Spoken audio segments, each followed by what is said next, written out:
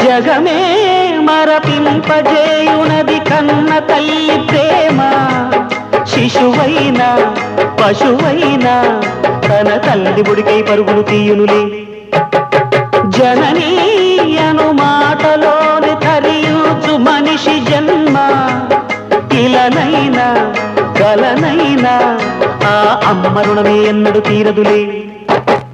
ప్రాణం నా ధ్యానం మా అమ్మ కోసమని, ఉన్న బ్రతికున్న మా అమ్మే లోకమని.